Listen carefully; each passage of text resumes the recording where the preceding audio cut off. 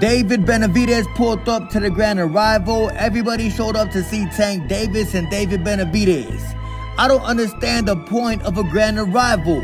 What is the point of the fighters pulling up just to go up to the hotel room? I truly don't understand the point of a grand arrival. But regardless, Gervonta Tank Davis did not show up for the grand arrival. Tank Davis tweeted out, "The promotion for this fight has been ass. Now watch I don't show up for the grand arrival today." It truly doesn't matter. Tank Davis will be fighting on Saturday because he knows he's getting a big old check. Way more than Devin Haney got paid for Ryan Garcia. Stop talking about that. But Premier Boxing Champions on Twitter sent a subliminal diss to Devin Haney, or did they? Y'all already know Devin Haney lost his last fight to Ryan Garcia. He lost bad. The man got beat the hell up around that ring. It was only one problem. Devin got to keep that green super lightweight WBC belt. Well, PBC Boxing posted this on Twitter. As y'all can see, it says Gary Antoine Russell has arrived, ready to claim the vacant, I repeat, vacant WBC super lightweight title. I don't speak English. I don't speak English. I don't speak English. What PBC is trying to say is that Devin Haney lost that belt the same night he got beat the hell up by Ryan Garcia. I couldn't tell y'all how true this is, but it's great to see PBC Boxing taking shots at Devin Haney. I know that. I don't think Devin Haney deserves to be a champion anyway. After that whooping he took from Ryan Garcia, Devin should be ashamed to call himself a champion. I would never hold that belt up high if I was Devin Haney. But you already know, Devin Haney truly don't got no shame. Devin Haney, Bill Haney, DHP Promotions, don't have power promotions, don't really care what the public think about them. They the type to get whooped in that boxing ring and not want a rematch, but rather take you to court.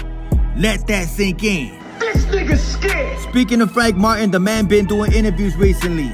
The man did an interview on a Pivot podcast, and as pretty much expected, all the man had to talk about was that sparring session with Gervonta Davis years ago. Frank Martin tried to explain the sparring with him and Tank. He tried to say that he landed on Tank, they had to break it up, a bunch of fairy tales if you ask me. Well, Leonard Ellerby, the CEO of Mayweather Promotions, tweeted out, "The 4-round championship of the world held at the Mayweather Boxing Club. Buddy say, shit, I did this, I did that, I'm the champ." Tank versus Frank is all that matters. Everybody wanna glorify sparring these days, especially professional boxers.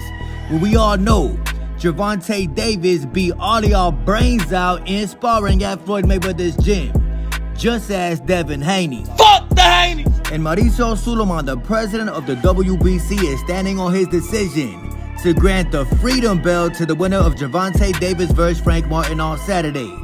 Mauricio Sulaiman tweeted out, "We proudly present the Juneteenth/Freedom Belt of 2024. This unique belt cannot be bought, sold, or sanctioned. The WBC rejects any form of discrimination and promotes inclusion. The WBC will select a humanitarian figure to receive the 2024 edition." Take a look at this belt. What do you see that just don't look right on the belt? It is what it is. You see, Mauricio Sulaiman claims that this is the Freedom Belt. He claims that this belt is against discrimination. So let me get this straight. You got a Mexican man having 2 black fighters fight for freedom, according to Mauricio Sulaiman. And take a look at the belt. Take a look at the 2 images they got of 2 black people painted on the belt. Let me know what y'all think of this. What do y'all think about these 2 images of black people painted on the quote-unquote Freedom Belt? It don't sit right with me. I don't think that Tank vs. Frank should be for a quote-unquote Freedom Belt. It just don't sound right in my opinion. Do racism go on within the sport of boxing?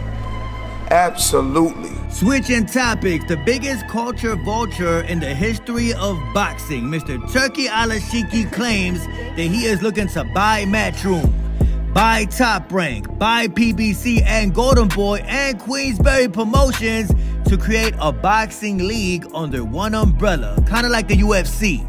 This could be worth $5 billion to establish. but it would change the landscape of boxing.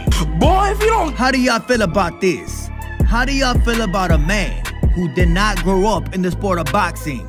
How do y'all feel about a culture vulture from Saudi Arabia looking to buy up every single boxing promotion just to say, yo, I run boxing? In my personal opinion, I don't think this should happen. In my personal opinion, I don't see nothing good come out this situation from Mr. Turki Al-Shiki, the biggest culture vulture in the sport of boxing. I think boxing is fine just the way it is. Boxing been good without Mr. Turki Al-Shiki, in my opinion. Turki Al-Shiki, the man who blocks everybody when you simply ask him, why do you lie about the numbers y'all be doing? I definitely believe in Jesus. I don't care what none of y'all say. You watching Southpaw TV. We live in the United States of America, where you got a right to your opinion. I don't think that this man is good for the sport of boxing. I stand on what I say. I don't glorify that.